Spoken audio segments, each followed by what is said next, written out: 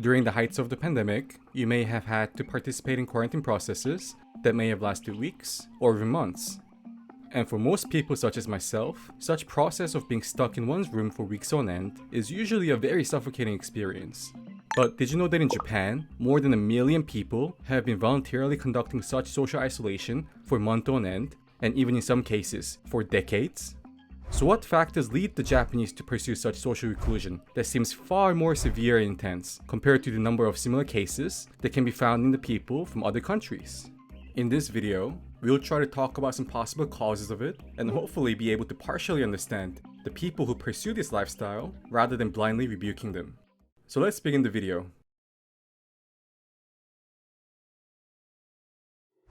Hikikomori is a Japanese word that is utilized in order to describe the type of people who voluntarily choose to isolate themselves in their rooms away from any social interactions and completely isolate themselves away from the society.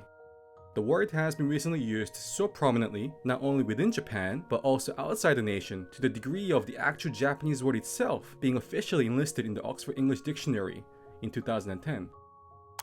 The hikikomori issue that is now so widely prevalent in Japanese society actually began to emerge as a serious social issue from the 1990s. The Ministry of Health, Labor, and Welfare of Japan defined hikikomori as a condition in which the affected individuals refuse to leave their parents' house, do not work or go to school, and isolate themselves away from society and family in a single room for a period exceeding 6 months. The Japanese Cabinet Office reported in 2010 that the estimated number of hikikomoris in Japan exceeded 700,000, while an NHK survey conducted in 2005 claimed more than 1.6 million people in Japan to be hikikomoris. Men were 4 times as more likely to become one compared to women, and one's economic status did not seem to be an important factor in deciding whether one became a hikikomori or not. Let us be clear once again. Such phenomenon is not only unique to Japan, as many people around the globe also suffer from such syndromes of acute social withdrawal. However, there is also no denying that the relative proportion of the population who suffer from such a syndrome in Japan greatly exceeds the reported figures of any other countries. Furthermore, many renowned psychiatrists agree on the notion that both the duration and the intensity of an individual who suffers from such acute social withdrawal in Japan are usually much more serious in nature compared to patients from other countries. They state that these individuals are easily demotivated by unfavorable circumstances and lack basic communication skills. So why is it the case that such conditions are much more prominent in Japan? Are there certain characteristics of the Japanese culture that contributes to the emergence of such pathological tendencies?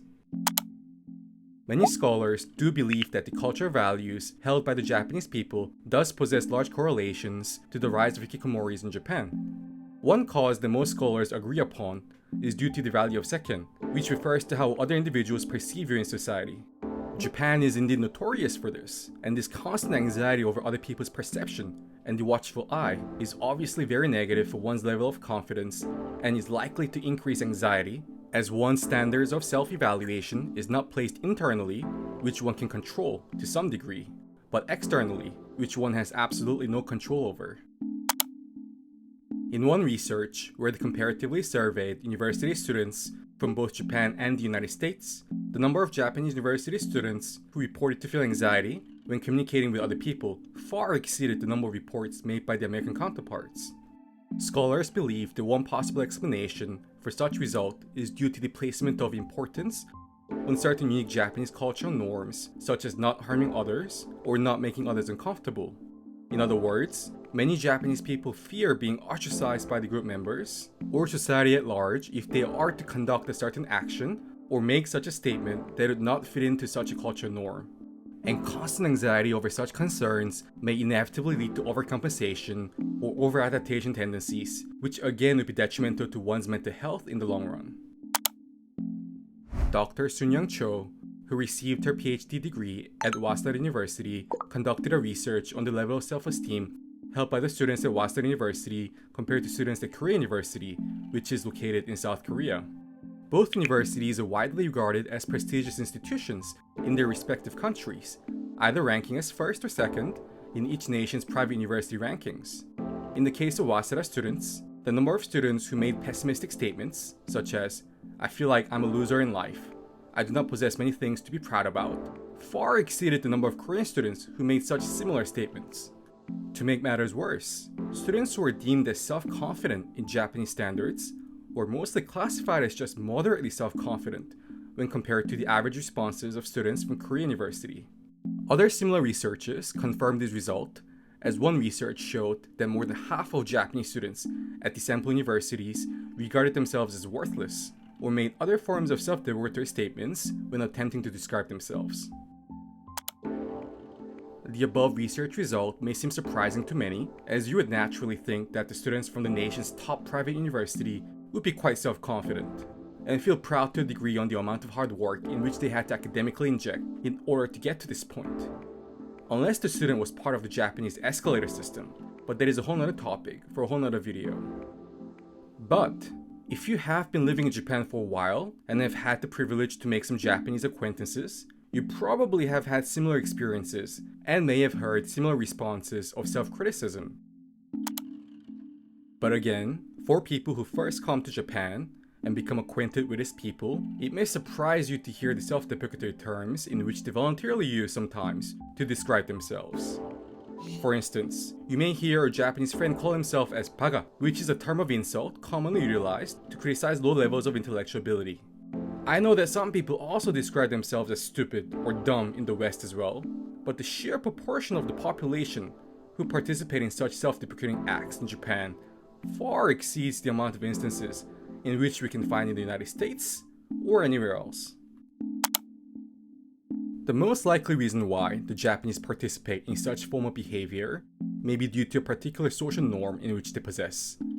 The norm of not publicly praising or bragging oneself or one's higher status in any area. Hiroshi Azuma, a widely renowned Japanese psychologist who was a professor of educational psychology at the University of Tokyo until he sadly passed in 2016, stated that the Japanese people in general have an inclination to talk negatively about oneself in a social interaction context and avoid acts such as bragging or boasting, as such acts may appear offensive or downright threatening in the case of Japan to the other person. Plethora of other studies substantiate Professor Azuma's claim, as majority of similar studies show the tendency of the Japanese people to not be fond of people who gloat, and even come to think of such individuals as people who lack basic talent or are handicapped in certain form or another, thus having to overcompensate themselves by boasting about one's abilities. The precise definition of humbleness or humility also seems to differ in the case of Japan compared to other countries around the globe. Being humble in countries such as the United States or France usually means not explicitly exhibiting one's relatively superior status in any given form, such as material wealth, knowledge, status, or etc. In contrast, being humble in Japan widely refers to the act of conducting a statement that undervalues one's worth or abilities. So many Japanese people genuinely believe that being humble entails some form of self-criticism or self-humiliation, especially in public occasions. So making statements such as, "Bro, I'm a dog," or "I'm built different," in Japan may actually be a first-rate ticket to becoming friendless in Japan.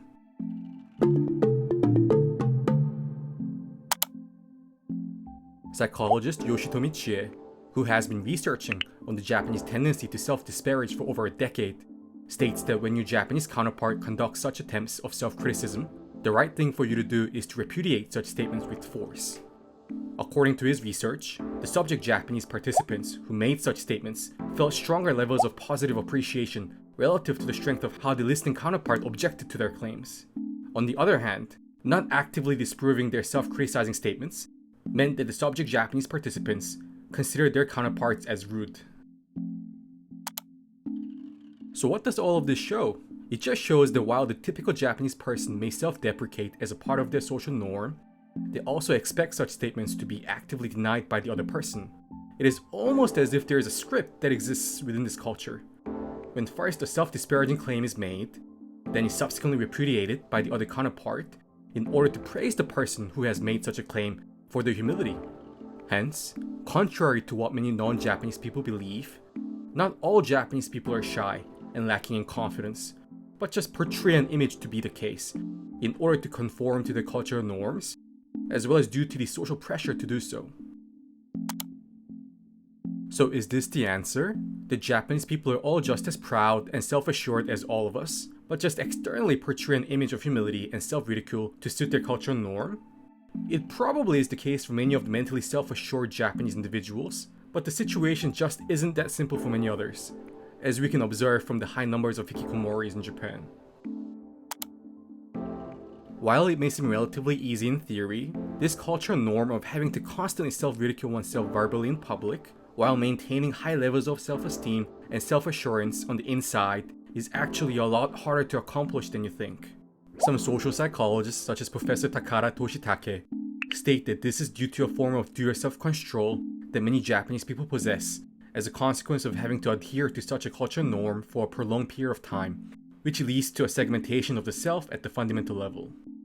In simple words, this whole social script situation in Japan could lead to a situation of a whole entire mind for people who do not already have impregnable levels of self-confidence and a firm sense of identity of the self in the first place.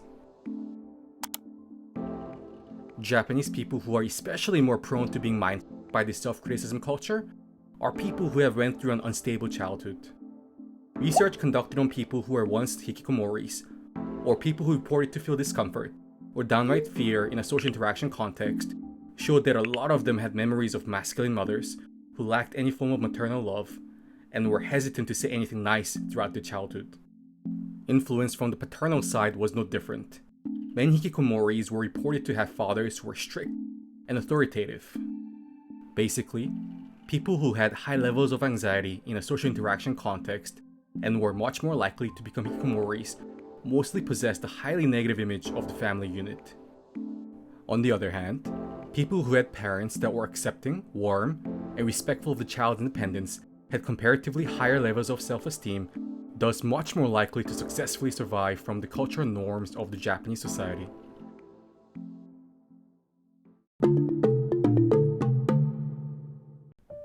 So in this video, we attempted to analyze one of the prominent contributing factors as to why a significantly higher proportion of the Japanese population choose to turn themselves into intense social hermits compared to the average of such instances in other countries. Instead of just generalizing and saying as in, look, here's Japan, so many otaku-looking hermits in this country who stay in their rooms forever. So weird. Japan is so weird and quirky. Which is how most Western news channels depict hikikomoris when they visit the nation in order to film and report on them. We wanted to explore and explain the potential psychological reason why more proportion of people become hikikomoris or social hermits in Japan. And that is this intensely psychologically burdensome social script which exists in Japan, which is the culture of self-criticism and self-ridicule that is pressured upon the individual members of the society that goes above and beyond the one of any other nation in the entire globe. Again, for individuals who are already mentally stable, grew up from a stable family, and have impregnable levels of self-assurance, they might not have much of a problem with adapting themselves into this culture of do-yourself control, or what the Japanese people call as honne and tatamae. I personally have few friends who basically epitomizes such a person of impregnable levels of self-assurance, and thus thrive in the Japanese society, and their requirement to always self-ridicule and self-criticize in public in order to be regarded as normal and humble in the Japanese society as a part of their planned social script, while at the same time maintaining this perfect sense of equanimity that I can only praise as inhumane level of mental fortitude. However, for individuals who did not spend their childhood and adolescent years, which is a critical period for the sound development of one's cognitive and emotional maturity, in a stable family or atmosphere at school, or are already genetically predisposed to having not the most stable of mentalities, this whole culture of having to incessantly describe yourself as stupid and worthless, while at the same time having to be very much reserved with any form of praising to both oneself and others on the public facade in order to sound humble and normal, while at the same time forced to maintain a perfect sense of confidence and inner composure, is much more difficult than it sounds. So for some of these unfortunate individuals who are either raised from an abusive family or who are already genetically prone and environmentally sensitive to having certain psychological issues potentially manifest, they gradually come to believe that they are, indeed, stupid and worthless, as they were most often told from their parents from a young age, as well as with their own mouth in a public setting. And as a consequence of this incessant, repetitive ingrainment of oneself as an inconsequential human being, they are much more likely to inevitably suffer from psychological ailments such as depression or extreme social anxiety. And this, in turn, leads many people to lock themselves into their rooms for decades on end, away from the society, as the society is usually either the root or the catalyst to the source of psychological misery. And sometimes, an individual may turn oneself into hikikomori not because of the sense of depression, severe lack of self-esteem, and what seems to be the pointlessness of life for a quote-unquote worthless individual such as oneself, but just to get away from it all, from all of the unnecessary and psychologically stressful so-called social scripts in which all Japanese people have to abide by in order to survive and not be ostracized within this rigid society. As once you are in your room, you no longer have to play along to this quote-unquote social script. Hence, while some may view the hikikomoris being stuck in their rooms as quote-unquote isolation, for these hikikomoris, it is in fact freedom. Freedom from all of the rigid Seken, or the watchful eye of others. Freedom from having to follow all of the social scripts and having to constantly self-ridicule oneself in order to be considered as normal and humble and not be ostracized by others. Freedom from it all. Thank you for watching today's episode of Aaron and Helen Explains Japan. If you like this video, please make sure to give the video a like and a subscribe, as well as follow us along on other platforms such as Instagram and Twitter. But most of all, we would really appreciate it if you guys could check out our book, where we get into a 47,000 word research journey into exploring many of the secrets of the Japanese collective psyche. If you guys like topics such as the topic of today's video, we again strongly believe that a lot of you guys will more than enjoy the contents of the book once you read it. Thank you so much for your valuable support. And with that said, 皆さんどうもありがとうございました。We'll see you guys again soon on the next video. Bye bye.